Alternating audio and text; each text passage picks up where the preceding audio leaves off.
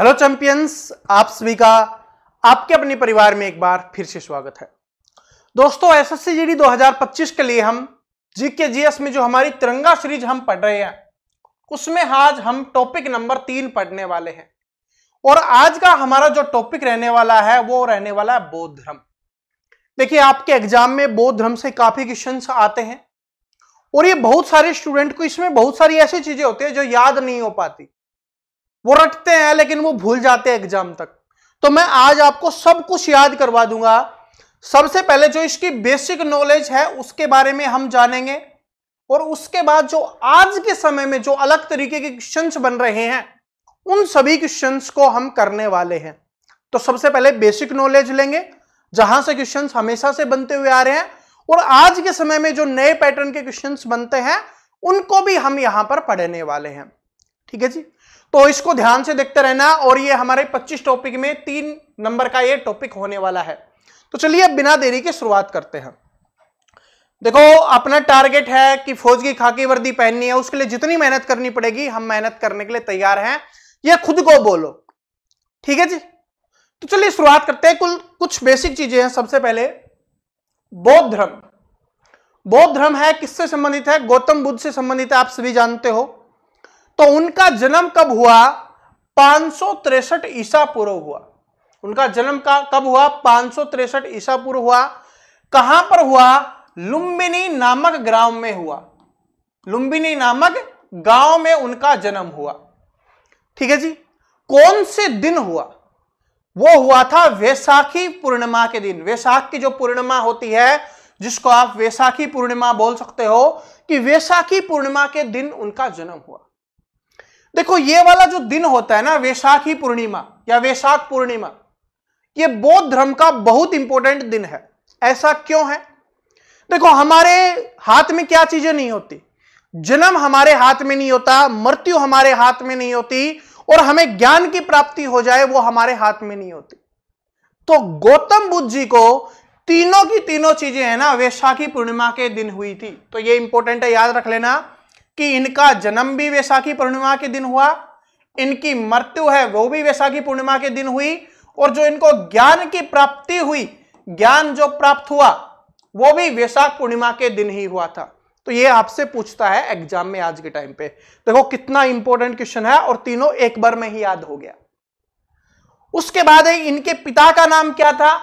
पिता के नाम था शुद्धोधन, जो आप सभी जानते हो।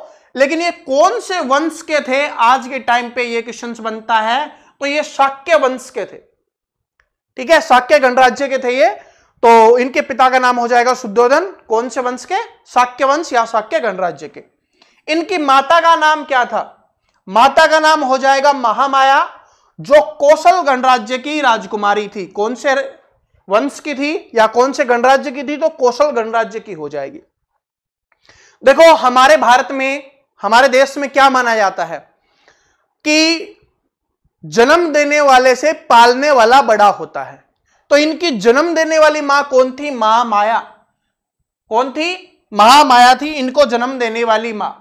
लेकिन इनको जो पाला था वो पाला था गौतमी मौसी ने, जिनको प्रजापति गौतमी मौसी बोला जाता है।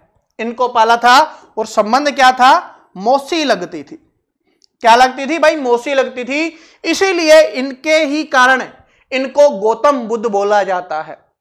बात समझ में आ गया? तो इनका पालन पोषण किसके द्वारा किया गया था? महात्मा जो बुद्ध हैं उनका पालन पोषण है वो प्रजापति गौतमी मौसी के द्वारा इनका पालन पोषण किया गया था। जन्म देने वाली मां का नाम क्या था? महामाया, जो कौशल गणराज्य की थी। इनका पिताजी का नाम था शुद्धोधन, जो शाक्य वंश के थे। ठीक है जी। उसके बाद इनके बचपन का नाम भी आपसे एग्जाम में पूछ लेता है कि महात्मा बुद्ध जी के बचपन का नाम क्या था? तो वो हो जाएगा सिद्धार्थ। ठीक है जी। और जब सिद्धार्थ बड़े हो रहे थे तो इनके बारे में पता चला था कि भाई इनको ये घर छोड़ के जा सकते हैं। इनके किस्मत में लिखा होता था। आप जानते हो, पहले जो राजा महाराजा होते थे वो अपनी पत्री वगैरह दिखाते थे बच्चों की जो होती थी, तो वो उन्होंने बताया था कि ये घर छोड़ के जाने वाले हैं। तो इनके परिवार वालों ने इस तरीके का माहौल बनाया कि किसी भी चीज से ये ना भटके। ठीक है, सारी सुविधाएं घर पे है, घर पे ही सब कुछ हो रहा होता था। सारी अच्छी अच्छी चीजें दिखाई जाती थी, जो सुख की जो चीजें होती थी, अच्छी होती थी, वही दिखाया जाता था। तो इनको छोटी ही उम्र में इनकी शादी कर दी गई थी। कितने वर्ष की उम्र में? 16 वर्ष की उम्र में इनकी शादी कर दी गई थी, जब ये 16 वर्ष के थे। इनकी शादी किसके साथ हुई थी, या उनकी पत्नी का नाम क्या था? यशोधरा है उनकी पत्नी का नाम हो जाएगा। शादी के 12 वर्ष के बाद उनको एक पुत्र हुआ था, जिसका नाम क्या था? राहुल था। ठीक है जी। तो ये भी एग्जाम में पूछता है कि उनकी शादी है वो कितने वर्ष की आयु में हुई थी? 16 वर्ष की आयु में। पुत्र है, शादी के 12 वर्ष के बाद हुआ था, या बोल सकते हो 28 वर्ष की उम्र में उनको एक पुत्र की प्राप्ति हुई थी। ठीक है जी। जब उनको पुत्र की प्राप्ति हो गई तो घर वालों को लगा कि अब तो जो हमारा बेटा है वो समझदार हो गया है, अब ये कहीं नहीं जाएगा, क्योंकि जब भाई शादी हो गई, बच्चे हो गए, तो अब घर गृहस्थी में हो जाएगा। लेकिन जो किस्मत में लिखा हुआ होता है उसको कोई नहीं बदल सकता। फिर वो बाहर घूमने जा रहे थे, फिर उनके सामने वैराग्य की भावना उत्पन्न हो गई। इसके पीछे का कारण क्या था वो देख लो। सबसे पहला कारण क्या था? एक उनको बीमार व्यक्ति दिखा। बीमार व्यक्ति दिखा, उस एक कारण था। दूसरा कारण क्या था? कि उनको बूढ़ा व्यक्ति दिखा। सबसे पहले तो बूढ़ा व्यक्ति दिखा था, फिर उसके बाद बीमार व्यक्ति दिखा, उसके बाद एक व्यक्ति की मृत्यु हो गई थी, और उसकी मृत्यु के बाद लेके जाते ना शमशान, वो ले जाते हुए दिखा, और साथ में चौथा उसको दिखा था सन्यासी। ठीक है जी, उनको सन्यासी दिखे थे।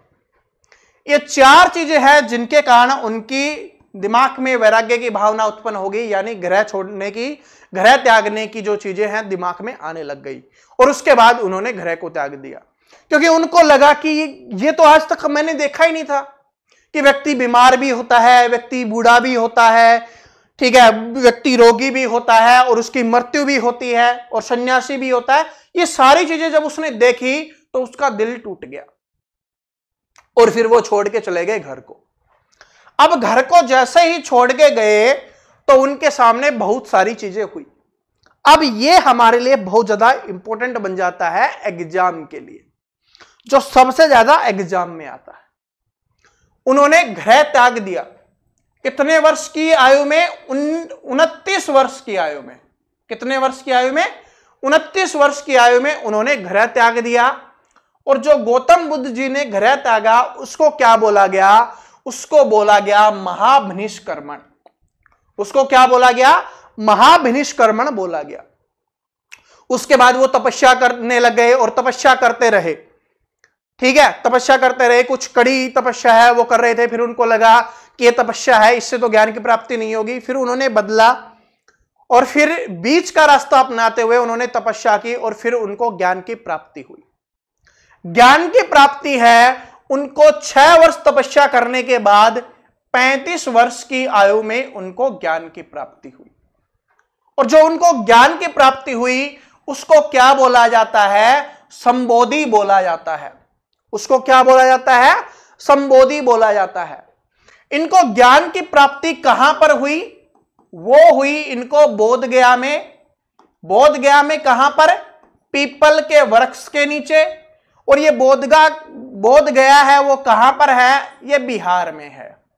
ठीक है जी, इतना याद रख लेना कि ज्ञान की प्राप्ति कहां हुई? बोध गया में हुई। किस वृक्ष के नीचे हुई? पीपल के वृक्ष के नीचे हुई। और ये कहां पर है? ये बिहार में है। तो जब इनको ज्ञान की प्राप्ति हुई, तो जब जिस व्यक्ति को ज्ञान की प्राप्ति हो जाती है तो वो अपना ज्ञान दूसरे लोगों को देना शुरू कर देता है, क्योंकि ऐसा बोला जाता है ज्ञान को जितना बांटा जाए वो ज्ञान बढ़ता है।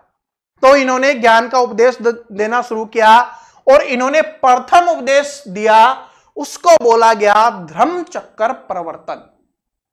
क्या बोला गया? धर्म चक्कर प्रवर्तन बोला गया। तो प्रथम उपदेश है उसको क्या बोला गया? धर्म चक्कर प्रवर्तन। और प्रथम उपदेश कहां पर दिया? ये उन्होंने दिया सारनाथ में। कहां पर दिया था भाई? सारनाथ में उन्होंने प्रथम उपदेश दिया था। जो इनके पहले के जो दोस्त थे ना, जो इनके साथ तपस्या कर रहे थे, वो 5 लोग थे जो इनको छोड़ के चले गए थे, क्योंकि इन्होंने अपना मार्ग बदल लिया था। तो वही आए और उनको ही इन्होंने फिर सबसे पहले ज्ञान दिया। और कहां पर दिया? सारनाथ में। और यहां से एक क्वेश्चन और बनता है कि सबसे ज्यादा उपदेश उन्होंने कहां पर दिए, तो श्रावस्ती में सबसे ज्यादा उपदेश दिए हैं। पहला उपदेश कहां दिया, सारनाथ में। सबसे ज्यादा उपदेश कहां दिए, श्रावस्ती में। और जो ये उपदेश देते थे वो कौन सी भाषा में देते थे, ये पाली भाषा में उपदेश देते थे, ये भी याद रख लेना।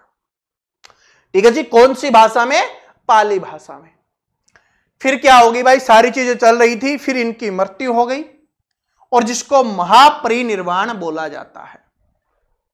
और जो इनकी मृत्यु हुई वो कहां पर हुई, वो हुई कुशीनगर में। और ये कुशीनगर कहां पर है, अपना यूपी में है, उत्तर प्रदेश में है। तो कुशीनगर में इनकी मृत्यु हो गई। ठीक है जी, तो बात समझ में आ गई। यहां से जो सबसे ज्यादा क्वेश्चन आते हैं, गृह त्याग को बोला जाएगा महाबनिष्क्रमण, ज्ञान प्राप्ति को बोला जाएगा संबोधि, प्रथम उपदेश को बोला जाएगा धर्म चक्र परिवर्तन, जो इनकी मृत्यु थी उसको बोला जाएगा महापरिनिर्वाण। मृत्यु कहां पर हुई, कुशीनगर यूपी में हुई। उपदेश कहां पर दिया, सारनाथ में। सबसे ज्यादा उपदेश कहां पर दिए, श्रावस्ती में। ज्ञान की प्राप्ति बोध गया बिहार में हुई, पीपल के वृक्ष के नीचे हुई। ठीक है, और कौन से कितने वर्ष की आयु में हुई, 35 वर्ष के आयु में हुई। गृह त्याग इन्होंने 29 वर्ष की आयु में छोड़ा, जिसको महाबनिष्क्रमण भी बोला जाता है। समझ में आ गया सभी को। ठीक है जी, अब चलते हैं आगे, आगे बढ़ते हैं। अब ये है इनके 8 मार्ग, अष्टमार्ग जिसको बोला जाता है। ठीक है, ये 8 मार्ग हैं जिनको याद करना स्टूडेंट के लिए मुश्किल होता है। एग्जाम में इनसे कैसे क्वेश्चंस बनता है मैं आपको बता देता हूं। 4 ऑप्शंस दिए जाते हैं और उनमें पूछा जाता है कि इनमें से कौन सा बौद्ध धर्म का मार्ग नहीं है। ठीक है, या सीरियल वाइज आपसे पूछ लेता है, कैसे भी पूछे, सब कुछ आज मैं आपको याद करवा दूंगा। देखो, सबसे पहला है सम्यक दृष्टि। जो पहला मार्ग है सम्यक दृष्टि। अब इसको याद कैसे रखें, क्योंकि आप सभी का टारगेट क्या है, एसएससी जीडी, कि आपको एसएससी जीडी में सिलेक्शन लेना है, आपको फौजी बनना है, फौज की खाकी वर्दी आपको पहननी है। तो इसी से रिलेट करवा के मैं आपको याद करवाऊंगा। एसएससी जीडी आपने टारगेट बनाया, सबसे पहले टारगेट बनाया है, तो आपने नजर डाली कि कौन सी भर्ती है वो मुझे देखनी है, तो आपने टारगेट बनाया एसएससी जीडी। तो उसके लिए दृष्टि की जरूरत होती है। दृष्टि का मतलब समझ गए ना, कि आपने अपनी दृष्टि डाली कि सारी वैकेंसी जो निकली हुई है उनमें से मेरे लिए टारगेट कौन सा है, एसएससी जीडी। तो सबसे पहले हो जाएगा आपका सम्यक दृष्टि। और जब आपको समझ में आ गया कि मुझे है एसएससी जीडी की तैयारी करनी है, तो मैं आपको हमेशा बोलता हूं कि आप अपना संकल्प कर लीजिए, एम कर लीजिए, लक्ष्य बना लीजिए। ये बात बार बार बोलते हैं। तो फिर आपने क्या बना लिया, अपना लक्ष्य बना लिया, यानी अपना संकल्प कर लिया कि इस बार मुझे एसएससी जीडी की भर्ती लेनी। जैसे ही आपने ये कर लिया, और जो व्यक्ति अपना एक लक्ष्य बना लेता है ना और अपने लक्ष्य पर चलने लग जाता है, तो वो अपने आसपास के लोगों को बहुत अच्छे से बात करता है, क्योंकि उसको पता है कि कहीं पर भी कोई केस लग गया तो पुलिस वेरिफिकेशन नहीं हो पाएगी, और पुलिस वेरिफिकेशन नहीं हो पाई तो मैं जॉब नहीं लग पाऊंगा। तो वो सभी से बहुत अच्छी अच्छी बातें करता है, मीठी मीठी बातें करता है, तो वो अपनी वाणी में मधुरता लाता है। तो तीसरा क्या हो जाएगा, वाणी हो जाएगा। सबसे पहले देखा कौन सी भर्ती है, फिर उसको संकल्प बनाया कि मुझे इस भर्ती की तैयारी करनी है, फिर अपनी वाणी है उसमें मधुरता लाता है, कि सबसे प्यार से बातें करता है। जब ये चीजें होने लग गई, फिर वो अपना कर्म करने लगता है, जो है पढ़ना। क्योंकि ये सारी चीजें तो हो गई, लेकिन पढ़ेंगे नहीं तो फिर सिलेक्शन होगा नहीं। तो फिर वो अपना कर्म करने लगता है पढ़ने का। और इसको जब तक वो सफलता प्राप्त नहीं कर लेता, जब तक आपके पेपर का जो जीवन है, जिस दिन आपका पेपर होगा तब तक का, क्योंकि वही जीवन है, तब तक वो तैयारी करता है। तो आजीवन वो तैयारी करता है। आजीवन आपके जीवन की बात नहीं कर रहा मैं, पेपर के जीवन की, कि भाई फॉर्म भरा गया और उसके बाद जो आपका पेपर है तब तक वो अच्छे से तैयारी करता है। तो आजीवन उसके लिए तैयारी करता है। तो तैयारी करने के लिए क्या होना चाहिए, माइंड फ्रेश होना चाहिए। तो उसके लिए बोला जाता है ना, थोड़ी बहुत एक्सरसाइज करते रहो, क्योंकि उसके बाद पेपर होने के बाद आपको फिजिकल भी देना है, तो उसके लिए व्यायाम बहुत जरूरी है। और जब ये सारी चीजें आप कर रहे होगे, तो आपका दिमाग है ना बहुत तेज चलने लग जाएगा हर चीज में, तो आपकी स्मृति है वो बहुत तेज हो जाएगी। और उसके बाद क्या है, समाधि है। सब कुछ आप अपने जीवन में अचीव कर लोगे, उसके बाद समाधि। ठीक है जी, याद हो गया। सबसे पहले दृष्टि, दोबारा से बताता हूं, सम्यक दृष्टि। सबसे पहले हमने देखा कि किस भर्ती की तैयारी करनी है। दूसरा क्या है, संकल्प किया हमने कि हमें एसएससी जीडी की तैयारी करनी है। उसके बाद अपनी वाणी में मधुरता लेके आए ताकि कोई केस वगैरह हम पे ना हो। चौथा क्या हुआ कि भाई ये सारी चीजें होगी, अब हमें हमारा कर्म करना है, तो कर्म पे फोकस करने लग गए। और कर्म कब तक करना है, जब तक पेपर नहीं हो जाता, यानी पेपर के जीवन तक, तो आजीवन हमें करना है। उसके बाद हम व्यायाम करेंगे क्योंकि हमें फिजिकल देना है, और व्यायाम करेंगे, सारी चीजें हैं तो हमारी स्मृति हो जाएगी, जो दिमाग वो तेज हो जाएगा। और बाकी लास्ट बच गया, उसको समाधि से याद कर लो, क्योंकि अंतिम चीज होती है ना, वो समाधि होती है। ठीक है, तो समझ में आ गया, याद हो गए। अब किसी को कोई कंफ्यूजन नहीं होगा, मुझे लगता है अब आराम से याद हो गया होगा। चलो अब आगे बढ़ते हैं। अब ये 3 चीजें और याद कर लो, ये आज के टाइम के लिए बहुत इंपॉर्टेंट है, क्योंकि पूछा जाता है कि बौद्ध धर्म में 3 रत्न कौन से हैं। एक है आपका बुद्ध, दूसरा है आपका धम्म, और तीसरा है आपका संघ। 4 ऑप्शंस देता है और पूछता है कि इनमें से कौन सा बौद्ध धर्म का रत्न नहीं है। ठीक है, तो ये आपको तीनों याद होने चाहिए, और ये क्वेश्चन बार बार आज के समय में रिपीट हो रहा है। बुद्धम संघ, बुद्धम संघ। ठीक है, बुद्धम संघ, 1-2 बार रिवीजन करोगे याद हो जाएगा, बुद्ध धम्म संघ। ठीक है जी, चलो अब क्वेश्चन से देखते हैं। पहला क्वेश्चन देखो, अभी तो और भी चीजें, हम बहुत सारी चीजें सीखने वाले हैं। पहला क्वेश्चन देखिए कि गौतम बुद्ध ने बौद्ध के लिए अपना रास्ता खोजने का फैसला किया तो बिहार के बोधगया में किस पेड़ के नीचे कई दिनों तक ध्यान लगाया। तो हमने अभी याद किया था कि उनको ज्ञान की प्राप्ति कहां हुई, बोधगया बिहार में हुई। कौन से पेड़ के नीचे हुई, पीपल के वृक्ष के नीचे हुई। तो ये याद आंसर हो गया आपके एसएससी जीडी 2024 में पूछा गया क्वेश्चन। देखो अभी हमने जो याद किया, अगर क्वेश्चन आएगा आराम से कर लेंगे। चलो अगला क्वेश्चन देखते हैं। अगला क्वेश्चन भी आपके एसएससी जीडी में ही पूछा गया है कि गौतम बुद्ध ने अपनी शिक्षा सामान्य लोगों की कौन सी भाषा में दी। जो सामान्य लोग थे उनको कौन सी भाषा में दी। तो ये भी हमने पढ़ा था कि उन्होंने पाली भाषा में दी थी। ठीक है जी, ये भी आपके एसएससी जीडी का लेटेस्ट क्वेश्चन है। तो लेटेस्ट क्वेश्चंस तो क्या हो गए एसएससी जीडी के, बहुत आसान हो गए। एक क्वेश्चन और करवाता हूं एसएससी जीडी का, फिर हम थोड़े अच्छे क्वेश्चंस पे चलते हैं जो हमारे लिए इंपॉर्टेंट है। बोधगया एक महत्वपूर्ण बौद्ध तीर्थ स्थल है, कितनी बार बता चुका हूं, अभी भी थोड़ी देर पहले बताया था। तो सभी स्टूडेंट इसका आंसर कमेंट करके बताएंगे कि 4 ऑप्शंस में से कौन सा ऑप्शन आपका सही होगा। ध्यान रखना, बोधगया पूछा है कि किससे संबंधित है। 4 ऑप्शंस हैं, कमेंट करके आप सभी बताओगे। एसएससी जीडी का क्वेश्चन है, क्योंकि तभी तो पता चलेगा कि हमने सीखा या नहीं सीखा। अब इंपॉर्टेंट क्वेश्चन आता है आपके लिए, जो इस बार एसएससी जीडी 2025 में आपको देखने के लिए जरूर मिलेगा। क्या है कि बौद्ध वास्तुकला में स्तूप को श्रद्धांजलि अर्पित करने के लिए भक्तों के लिए पैदल मार्ग क्या कहलाता है। ठीक है, जो बौद्ध वास्तुकला में जो स्तूप बना हुआ है, तो वहां पर श्रद्धांजलि अर्पित करने जाते हैं भगवान बुद्ध को। तो वहां पर जो पैदल मार्ग होता है उसको क्या बोला जाता है, तो उसको बोला जाता है मेधी बोला जाता है। ठीक है, ऑप्शन नंबर 1 करेक्ट आंसर हो जाएगा मेधी, जिसपे पैदल यात्री चल रहे होते हैं। पैदल जो मार्ग है उसको क्या बोला जाता है, मेधी बोला जाता है। तोरण किसको बोला जाता है, यह भी इंपॉर्टेंट है। तोरण बोला जाता है जो प्रवेश द्वार होता है, प्रवेश द्वार होता है, तो प्रवेश द्वार की जो इमारत होती है उसको सजाया जाता है, उसको तोरण बोला जाता है। और इसको याद करने का एक तरीका ये भी है, जैसे शादी होती है तो दूल्हा दुल्हन के घर जाता है ना, गांव में ऐसा ही होता है, तो बोला जाता है तोरण चटकाना। ठीक है, तो जो घर का दरवाजा होता है उस पे किसी भी पेड़ की शाखा से, जैसे नीम की शाखा से करते हैं, तो वो है, तो उसको बोला जाता है तोरण।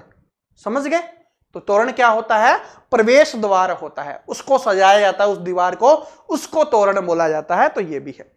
अंडा क्या होता है, अब ये अंडे की बात, अपने वाले अंडे की बात नहीं हो रही, मुर्गी के अंडे वगैरह की इनकी बात नहीं हो रही। ठीक है, अपना तो अंडा नहीं होता। ठीक है, जो पक्षी वगैरह अंडा देते हैं उस अंडे की बात नहीं होती। ये वहां पर एक टीला बना हुआ है, सर्कल के रूप में एक टीला बना हुआ है, सर्कल टीला, गोलाकार टीला, उसको अंडा बोला जाता है। ठीक है जी। और छत्तर क्या बोला जाता, छत्तर किसको बोला जाता है? वहां पर जो चारों तरफ जो दीवारें बनी हुई हैं उसको छत्तर बोला जाता है। लेकिन ये इंपॉर्टेंट नहीं है, ये दो ज्यादा इंपॉर्टेंट है जो आपके एग्जाम्स के लिए, तो इन दोनों को याद रख लेना। ठीक है जी, बाकी मैंने आपको समझा दिया है। आगे देखो, बौद्ध वास्तुकला में स्तूप को श्रद्धांजलि, ये तो हो गया। निम्नलिखित में से कौन सा भारत का सबसे बड़ा बौद्ध स्तूप है? तो सबसे बड़ा स्तूप पूछ ले या सबसे बड़ा बौद्ध स्तूप पूछ ले तो वो हो जाएगा आपका केसरिया बौद्ध स्तूप है, वो सबसे बड़ा बौद्ध स्तूप हो जाएगा। ठीक है जी। ये कहां पर है? ये है आपका चंपारण में, और चंपारण कहां पर है? बिहार में। तो ये आपका चंपारण बिहार में स्थित है, ये याद रख लेना। सबसे बड़ा हो जाएगा केसरिया। ठीक है जी। और सबसे पुराना पूछे तो वो कहां पर है? लुम्बिनी में है। ठीक है, सबसे पुराना कहां पर है स्थित है ये पूछे तो लुम्बिनी में स्थित है सबसे पुराना स्तूप। ठीक है जी। चलो अब अगला क्वेश्चन देखिए क्या है कि रामबर स्तूप वह स्थान जहां भगवान बुद्ध का अंतिम संस्कार किया गया था, तो भारत के किस राज्य में स्थित है? इसको याद करने का, या दिमाग बोला था ना, दिमाग तेज करना है। आपको पता है कि जहां पर जिस व्यक्ति की मृत्यु होती है वहीं पर हम अंतिम संस्कार कर देते हैं। ठीक है जी।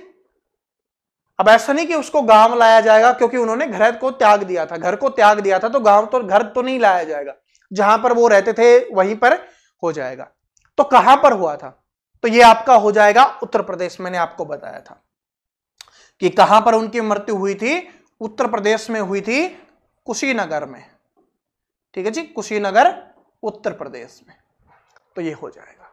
ठीक है जी। चलो आगे, अगला क्वेश्चन है, और ये आज के टाइम पे इंपॉर्टेंट क्वेश्चन है, ध्यान से देखना कि खालिस्तान के लिए बनाए गए नियमों को विनय पिटक नामक पुस्तक में लिखा गया है।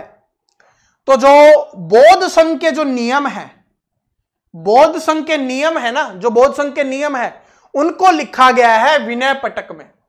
जो विनय पिटक है उसमें क्या लिखा गया है? बौद्ध संघ के जो नियम है उनको लिखा गया है। लेकिन ये 3 पिटक हैं जो आपके लिए इंपॉर्टेंट है, तीनों के बारे में मैं आपको बता देता हूं। ठीक है, विनय पिटक के बारे में तो हमने बात कर ली। विनय पिटक में क्या लिखा गया है? बौद्ध संघ के नियम है ना, उनको लिखा गया है। अब बात करते हैं, एक है सुत्त पिटक, जो बौद्ध धर्म में सबसे इंपॉर्टेंट है, वो है सुत्त पिटक। जो सुत्त पिटक है इसमें बौद्ध धर्म की मूल शिक्षाएं हैं वो लिखी गई हैं। बौद्ध धर्म की जो मूल शिक्षाएं हैं ना उनको किस में लिखा गया है? सुत्त पिटक में लिखा गया है। और इसी को बौद्ध धर्म का इनसाइक्लोपीडिया भी बोला जाता है। यह क्वेश्चंस भी आपसे पूछेगा कि बौद्ध धर्म का इनसाइक्लोपीडिया किसको बोला जाता है, या सुत्त पिटक को, या सुत्त पिटक को क्या बोला जाता है, ऐसे भी पूछ सकता है। तो याद रख लेना, इनसाइक्लोपीडिया बोला जाता है। ठीक है जी। उसके बाद है अभिधम पिटक। तीसरा है कौन सा? अभिधम पिटक। और जो अभिधम पिटक है ना, इसमें क्या लिखे गए हैं? बौद्ध धर्म के दार्शनिक विचार लिखे गए हैं। देखो, विनय पिटक में क्या लिखा गया है? बौद्ध धर्म के नियमों के बारे में लिखा गया है। जो सुत्त पिटक है उसमें क्या लिखा गया? बौद्ध धर्म की मूल शिक्षाओं के बारे में लिखा गया है। और जो अभिधम पिटक है इसमें बौद्ध धर्म के जो दार्शनिक विचार हैं उनको लिखा गया है। और जो अभिधम पिटक है ना, इसमें संस्कृत भाषा का प्रयोग किया गया है, और इसी के बाद बुद्ध धर्म में संस्कृत भाषा का प्रयोग किया जाने लगा। सबसे पहले संस्कृत भाषा का प्रयोग बौद्ध धर्म में किसमें हुआ? अभिधम पिटक में हुआ। और उसके बाद क्या होने लग गया कि संस्कृत भाषा का प्रयोग है वो स्टार्ट हो गया था बौद्ध धर्म में। समझ में आ गया? तो ये, और इन तीनों पिटकों को मिलाकर इनको त्रिपिटक बोला जाता है। और एग्जाम में ऐसे पूछता है कि त्रिपिटक इनमें से कौन सा नहीं है? 4 ऑप्शंस में 3 तो ये आपको मिलेंगे, सुत्त पिटक, विनय पिटक और अभिधम पिटक, और चौथा अलग होगा, तो वो आपको करना है। तो इनको याद कर लो। सुत्त पिटक बौद्ध धर्म की जो मूल शिक्षाएं हैं वो इसमें है, और बौद्ध धर्म का इनसाइक्लोपीडिया बोला जाता है इसको। ठीक है, तो सुत्त पिटक, विनय पिटक और अभिधम पिटक। ठीक है जी। चलो आगे चलते हैं। आगे है त्रिपिटक इनमें से किस धर्म का पवित्र ग्रंथ है? देखो एक क्वेश्चन पूछा गया था, रेलवे के एग्जाम में पूछा गया क्वेश्चन है त्रिपिटक। तो अभी हमने पढ़ा था त्रिपिटक किसका हो जाएगा? बौद्ध धर्म का हो जाएगा। ठीक है जी, त्रिपिटक क्या हो जाएगा? बौद्ध धर्म का हो जाएगा। अगला ये और अपने को याद करने हैं, क्योंकि यहां से क्वेश्चंस आज के समय में बहुत बनता है। ठीक है, और 8 के 8 आपको याद करवा दूंगा, टेंशन मत लेना। जीवन के प्रतीक बौद्ध धर्म के या भगवान बुद्ध के, महात्मा बुद्ध के जीवन के प्रतीक कौन से हैं? सबसे पहला है हाथी। हाथी देखो, हाथी है उसको बहुत पवित्र माना गया है हमारे धर्म में। ठीक है, अब समझो, हमारे देश की बात कर रहा हूं मैं। हमारे देश में हाथी को बहुत पवित्र माना जाता है। क्यों? क्योंकि वो एक गणेश जी का रूप भी हम हाथी को मानते हैं, तो वो बहुत पवित्र हो गया। और जब बच्चा गर्भ में आता है ना, जब पेट में आता है, जो पेट में बच्चा होता है, वो बहुत पवित्र माना जाता है उसको। ठीक है जी, तो हाथी का संबंध किससे हो जाएगा? गर्भ से हो जाएगा, कि भगवान बुद्ध के गर्भ से संबंधित है, कि जब वो पेट में थे तब तक। उसके बाद है कमल। कमल है बड़ा प्यारा है, बड़ा खूबसूरत होता है, और जब बच्चा जन्म लेता है ना, वो भी बड़ा खूबसूरत होता है, बड़ा प्यारा होता है। कोई उससे हेट नहीं कर सकता, क्योंकि जो बच्चे हैं बड़े क्यूट होते हैं, तो उनसे कोई भी हेट नहीं कर सकता, बड़े प्यारे होते हैं। तो कमल भी प्यारा होता है, तो किससे संबंधित हो जाएगा? ये जन्म से। ठीक है जी। उसके बाद सांड। सांड किसके लिए प्रसिद्ध होता है? ताकत के लिए, क्योंकि सांड में जो ताकत होती है ना, वो किसी में नहीं होती, बड़ी खतरनाक ताकत होती है। ठीक है जी, तो सांड में ताकत होती है। वैसे ही यौवन अवस्था होती है मनुष्य की, उसमें सबसे ज्यादा ताकत होती है युवा, यौवन अवस्था। तो सांड किसका प्रतीक हो जाएगा? यौवन अवस्था का प्रतीक हो जाएगा। उसके बाद घोड़ा। जब भी कोई व्यक्ति, पुराने समय की बात हो रही है, आप सभी जानते हो, जब भी वो बाहर जाते थे तो क्या करते थे? बाहर जाने के लिए लंबी लंबी यात्राएं करनी होती थी, तो क्या है, उस समय कुछ नहीं था, सिर्फ घोड़ा ही था जिससे आप लंबी यात्रा कर सकते हो और जल्दी जल्दी यात्रा कर सकते हो। तो घोड़ा क्या हो जाएगा? गृह त्याग का प्रतीक हो जाएगा। घोड़ा है क्या हो जाएगा? गृह त्याग का प्रतीक हो जाएगा। उसके बाद है पिप्पल। पिप्पल है, तो पिप्पल आप सभी जानते हो, पिप्पल के वृक्ष के नीचे ज्ञान की प्राप्ति हुई थी, और पिप्पल है वो ज्ञान का भंडार माना जाता है। तो पिप्पल का वृक्ष क्या हो जाएगा? ज्ञान का प्रतीक हो जाएगा। शेर। शेर ताकत के लिए प्रसिद्ध होता है। ठीक है, कि शेर है उसमें ताकत भी है, बुद्धि भी है, सबसे खतरनाक माना जाता है, ये समझ लो सिंपल भाषा में। और आदमी ऐसा कब बनता है? जब उसके पास पैसों की ताकत हो आज के समय में, और उसको क्या बोला जाता था? स्मर्दी बोला जाता था। ठीक है, जो स्मर्द व्यक्ति होगा उसी के अंदर ताकत होगी, तो शेर है वो स्मृति का प्रतीक हो जाएगा, स्मृति का। उसके बाद पद चिन्ह है, ये निर्वाण का, कि उन्होंने निर्वाण प्राप्त कर लिया, तो उनके पद चिन्हों पर चलना है। और स्तूप है, स्तूप कब बनते हैं? मृत्यु के बाद बनते हैं। ठीक है जी, तो जो स्तूप बने हैं भगवान बुद्ध के, वो कब बने हैं? उनकी मृत्यु के बाद बने हैं, तो ये मृत्यु से हो जाए। समझ में आ गया, याद हो गया। हाथी है, पवित्र है, तो गर्भ से हो गया। कमल है, खूबसूरत होता है, बहुत प्यारा होता है, तो जन्म से हो गया। उसके बाद सांड है, वो यौवन से हो जाएगा। घोड़ा है, वो गृह त्याग से हो जाएगा। पिप्पल है, ज्ञान से हो जाएगा। शेर है, समृद्धि से हो जाएगा। पद चिन्ह है, निर्माण से हो जाएगा। और स्तूप है, मृत्यु से हो जाएगा। ठीक है जी, तो यहां पर हमारे बुद्ध धर्म से जो इंपोर्टेंट क्वेश्चन है वो पूछे जाते हैं, वो हो गए। अब मुझे पता है आप बोल रहे होगे, सर जी जो बुद्ध स्मृति है, जो स्मृति है, वो कौन सी, पहली कब हुई, दूसरी कब हुई, किसके शासनकाल में हुई? ये थोड़े पुराने क्वेश्चंस हो गए हैं, लेकिन जो मैं आपको पीडीएफ नोट्स देता हूं ना, उसमें वो सारे मिल जाएंगे, तो आप सभी उनको जरूर पढ़ लेना, सारे के सारे। ठीक है जी, वो आज के समय में थोड़ी कम इंपॉर्टेंट है, लेकिन आ सकते हैं एग्जाम में, तो इसलिए मैंने पीडीएफ जो हम नोट्स देते हैं उसमें मैंने उनको इंक्लूड कर दिया है, और भी जो एक्स्ट्रा डिटेल है वो सारी की सारी आपको वहां पर मिल जाएगी। साथ में मैं आपको बता देता हूं, देखो बुद्ध धर्म मैंने पढ़ा दिया है, बाकी सारे जो नोट्स है ना मैं आपको दे दूंगा। जैसे जैन धर्म हो गया, ठीक है, जैन धर्म से भी क्वेश्चन आपके एग्जाम में आता है।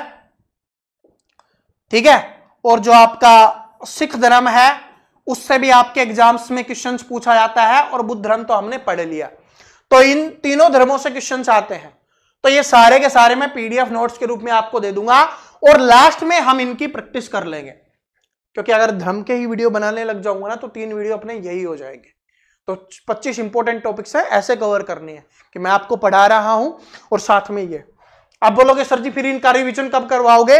इनका रिवीजन हम जो प्रैक्टिस सेट लेके आएंगे ना आपके लिए, प्रैक्टिस सेट लेके आएंगे, या मैं आपके लिए पीवाई की सीरीज लेके आऊंगा, उसमें मैं इनका रिवीजन आपको करवा दूंगा। याद आप कर लेना, ठीक है?